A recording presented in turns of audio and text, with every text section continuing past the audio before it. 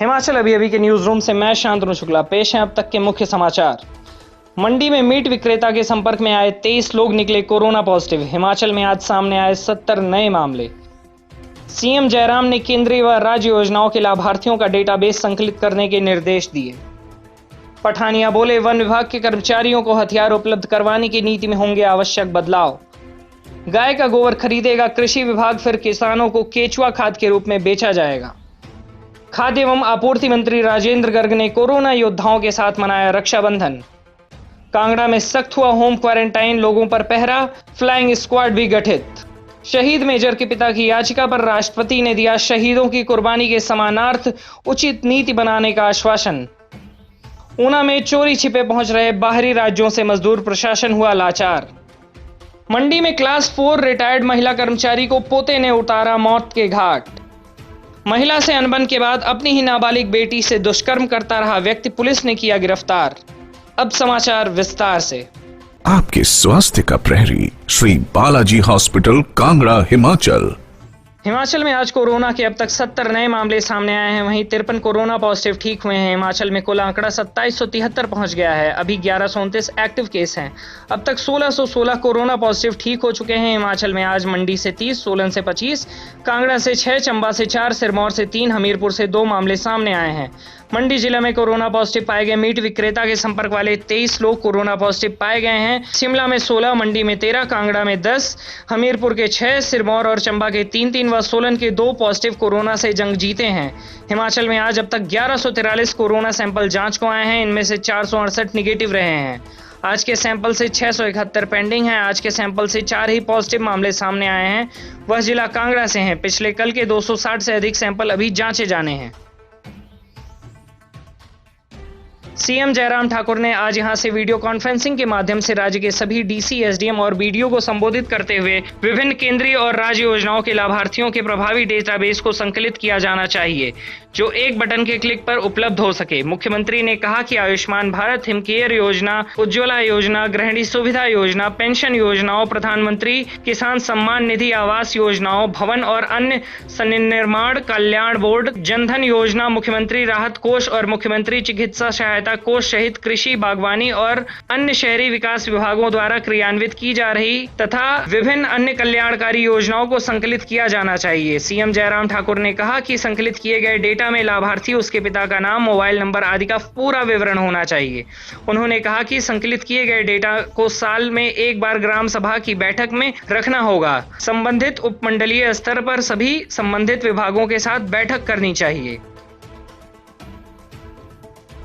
One मंत्री राकेश पठानिया ने कहा कि वनों की सुरक्षा एक महत्वपूर्ण मुद्दा है तथा वन रक्षकों को हथियार उपलब्ध करवाना आवश्यक है। वन विभाग के कर्मचारियों को हथियार उपलब्ध कराने की नीति में भी आवश्यक बदलाव किए जाएंगे। उन्होंने कहा कि विभाग के मुख्यालय और क्षेत्रीय कार्यालयों में कंट्रोल रूम बनाए जाएंगे, जिनके माध्यम से वनों में होने वाली विभिन्न गतिविधियों की निगरानी की जाएगी। वन मंत्री ने वन्य प्राणी प्रभाग द्वारा वानर नसबंदी कार्य की भी सराहना करते हुए कहा कि वानर समस्या से और अधिक प्रभावी ढंग से निपटने की आवश्यकता है। पठानिया ने वन विभाग के मुख्यालय का दौरा करने के दौरान ये बात कही। पठानिया ने कहा कि विभागीय अधिकारी एक टीम भावना से कार्य कर रहे हैं और वो भी पूरे समर्पण के साथ विभाग को आगे लाने के लिए कार्य करेंगे। उन्होंने कहा कि हिमाचल प्रदेश एक हरित प्रदेश है, जहां इको टूरिज्म की व्यापक संभावनाएं हैं, जिसका दोहन पर्यावरण संरक्षण को ध्यान में रखकर करने की आवश्यकता है। सीएम जयराम ठाकुर ने पशुपालन विभाग की गौसदन, गौशाला और गौ अभ्यारण्य योजनाओं को सहायता और राष्ट्रव्यापी कृत्रिम गर्भाधान कार्यक्रम चरण 2 के शुभारंभ के अवसर पर कहा कि 1.5 साल के भीतर हिमाचल को देश का बेसहारा पशु मुक्त राज्य बनाने का प्रयास जारी है।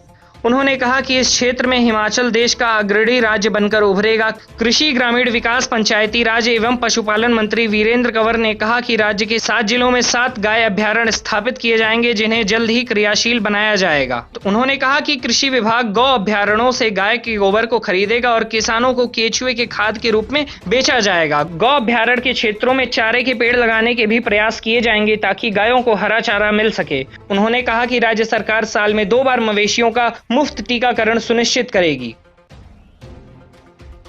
भाई बहन के पवित्र रिश्ते का प्रतीक रक्षाबंधन के खास पर्व को हिमाचल प्रदेश के खाद्य एवं नागरिक आपूर्ति मंत्री राजेंद्र गर्ग ने अलग अंदाज में मनाया। इस पर्व को और खास बनाने के लिए राजेंद्र गर्ग ने अपने विधानसभा हल्के घुमारवीं स्थित अस्पतालों व पुलिस स्टेशनों में कार्यरत कोरोना योद्धाओं से मुलाकात कर उनकी हौसला अफजाई की।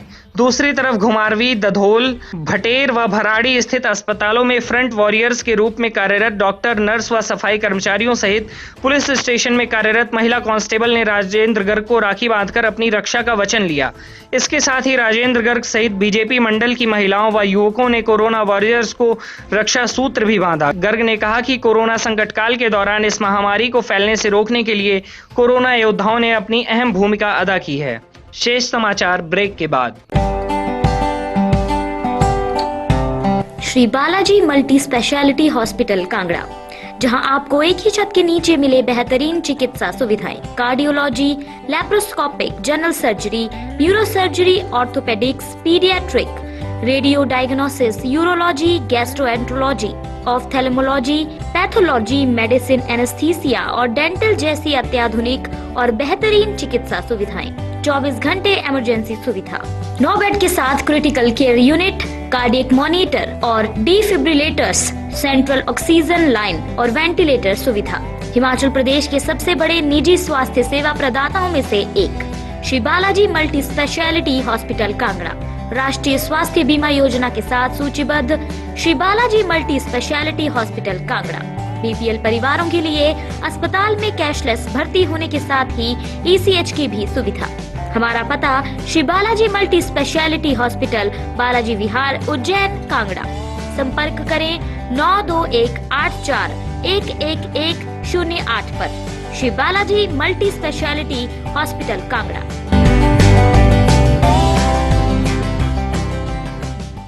जिला कांगड़ा में होम क्वारंटाइन लोगों पर पहरा सख्त हो गया है। जिला प्रशासन ने 3 स्तरीय निगरानी सिस्टम तैयार किया है। इसमें एसडीएम की अध्यक्षता में फ्लाइंग स्क्वाड का भी गठन किया गया है, जो कि ग्रामीण क्षेत्रों में बीडीओ व शहरी क्षेत्रों में एसडीएम की अगुवाई में औचक निरीक्षण करेगा। बता दें कि जिला कांगड़ा में बाहरी राज्यों से आए प्रत्येक व्यक्ति को 14 दिन तक होम क्वारंटाइन किया जा रहा है, लेकिन कई बार कुछ लोग होम क्वारंटाइन जंप कर दूसरे परिवारों व दूसरों की जान को जोखिम में डाल रहे हैं। ऐसा ही मामला विगत दिनों कांगड़ा में सामने आया था। कांगड़ा शहर के पास अब्दुल्लापुर क्षेत्र में एक होम क्वारंटाइन व्यक्ति ने न केवल क्वारंटाइन जंप किया बल्कि एक निजी अस्पताल में भी पहुंच गया। बाद में व्यक्ति पॉजिटिव पाया गया। ऐसे ही मामलों को देखते हुए जिला प्रशासन ने यह फैसला लिया है।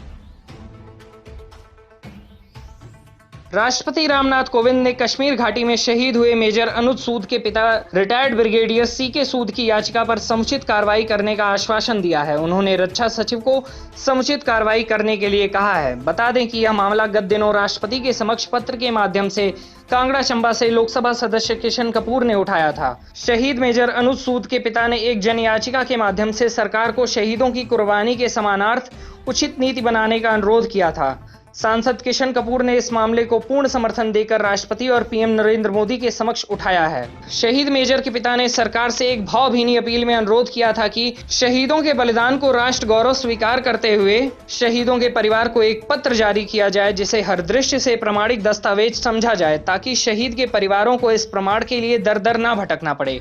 राष्ट्रपति कार्यालय से प्राप्त पत्र के अनुसार राष्ट्रपति ने सांसद किशन कपूर का पत्र रक्षा सचिव को समुचित कार्रवाई के लिए प्रेषित किया है। कोरोना काल के चलते हिमाचल प्रदेश में एंट्री पाना वैसे तो पुख्ता दस्तावेजों के बगैर असंभव है, पर कोई उनका क्या करे जो चोरी रास्तों से आ जाते हैं। चोरी छिपे आने वाले ये लोग अपनी जान तो जोखिम में डालते ही हैं, साथ में औरों के लिए भी खतरा बनते हैं। ये लोग दूसरे राज्यों से ट्रकों में आते हैं और ट्रक वाले इनको बॉर्डर पर छोड़कर चले जाते हैं। वहां से ये लोग चोरी छिपे हिमाचल में प्रवेश कर जाते हैं। अगर स्वास्थ्य विभाग की पकड़ में आ गए तो उनको होम क्वारंटीन या क्वारंटीन कर दिया जाता है, और अगर पकड़ में नहीं आए तो अंदाजा सहज लगाया जा सकता है कि इसका अंजाम क्या होगा। पंजाब की सीमा से सटा जिला ऊना प्रदेश में लगातार कोरोना का हॉटस्पॉट बना हुआ है।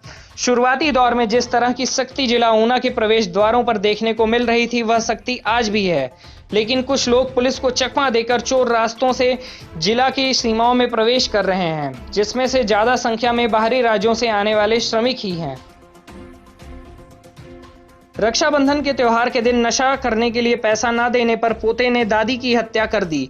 मामला मंडी जिला के पुलिस थाना गोहर के तहत डल गांव का है। आज सुबह करीब 7 बजे निखिल दादी के कमरे में पैसा मांगने गया। क्लास 4 कर्मचारी रिटायर्ड दादी ने जब उसे पैसे देने से मना कर दिए तो गुस्से में पोता निखिल दादी से हाथापाई पर उतारू हो गया। धक्का मुक्की के दौरान दादी नीचे गिर गई। वहीं कमरे में पड़े ड्रेसिंग टेबल से टूटे शीशे के टुकड़े को उठाकर 65 वर्षीय दादी भुआ देवी पर वार किया, जिसके बाद दादी ने मौके पर ही दम तोड़ दिया।